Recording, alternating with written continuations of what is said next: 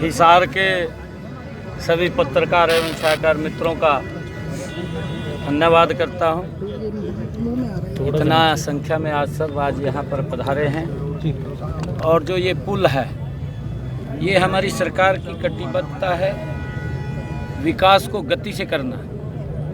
आदरणीय नरेंद्र मोदी जी ने जो लगातार देश को पिछले 10 वर्षों में एक गति से आगे बढ़ाया है, दुनिया में मोदी जी ने भारत का नाम ऊंचा किया है। आज मुझे खुशी है कि जो ये पुल सेक्टर 1 और सेक्टर 4 को जोड़ेगा, यहाँ पर बड़ा जाम लगता था और ये ओवरब्रिज जो बना है इसके ऊपर लगभग ये सूर्या नगर से और सेक्टर 4 और सेक्टर 1 तक जोड़ने वाला, इसके ऊपर 68 करोड़ 68 लाख रुपए का खर्चे से ये पुल बना है। ये आज हिसार के लोगों को समर्पित किया गया है। मैं इसकी सभी को बहुत बहुत बधाई देता हूँ। इससे लोगों को एक बहुत बड़ी राहत मिलेगी।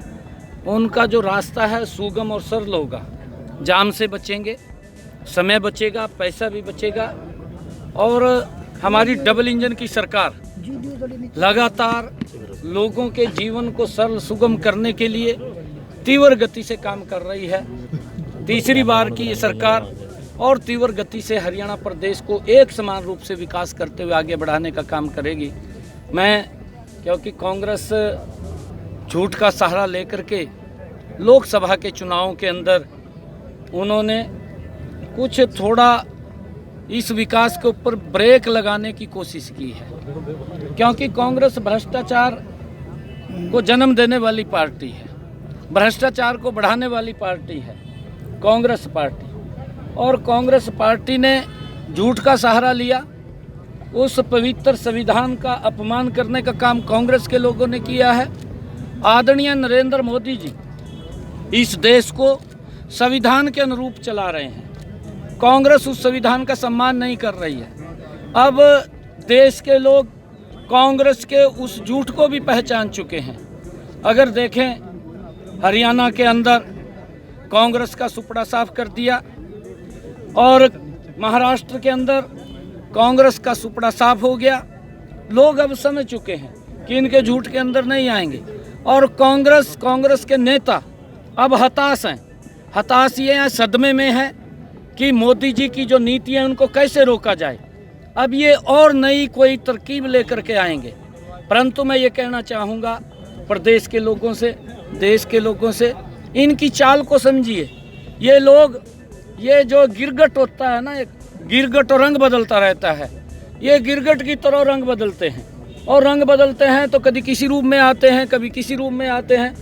कभी बोलते हैं कि यहाँ किसानों का शोषण हुआ है, कभी बोलते हैं यहाँ पर हमारे जवानों के लिए बोलते हैं और कभी खिलाड़ियों के लिए बोलते हैं। हमारे हरियाणा के लोगों ने जवानों को मुद्दे को जो ये लेकर के झूठ का मुद्दा लेकर के चले थे, क्योंकि अग्निवीर एक इतनी अच्छी योजना है जिसकी व्यवस्था हमने हरियाणा के अंदर की है।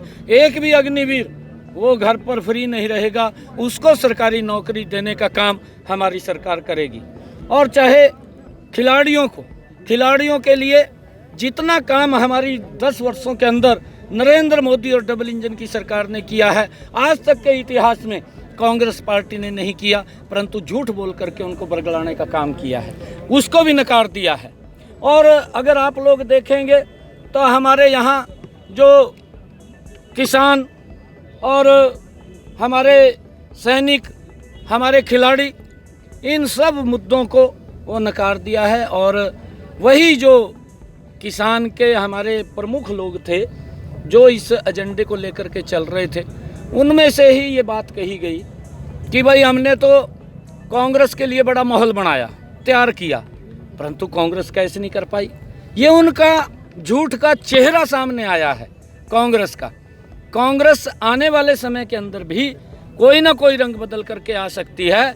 मैं प्रदेश के लोगों से, देश के लोगों से एक बात कहना चाहूँगा कि कांग्रेस के इस गिरगट रूपी रंग से बचें, ताकि ये कौन सा रंग लेकर के आ जाएं, कौन सा झूठ फैला दें, कौन सी झूठ बात कर दें, इससे हमें बचना चाहिए।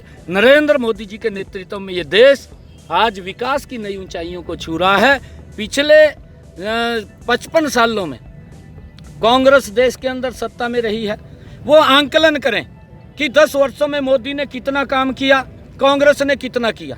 उसका आंकलन अगर करेंगे तो नरेंद्र मोदी 10 वर्षों के शासन में कांग्रेस के 55 साल के शासन के ऊपर भारी पड़ेगा। इतना जबरदस्त काम नरेंद्र मोदी ने किया है, इस बात को देश भी स्वीकार करेगा। आपने अपने संबोधन में कहा जाट कॉलेज में कि 2 लाख नौकरियां देने का लक्ष्य रखा है। बिल्कुल हमने कहा है, पक्की नौकरियां बिल्कुल देंगे ना, बिल्कुल देंगे।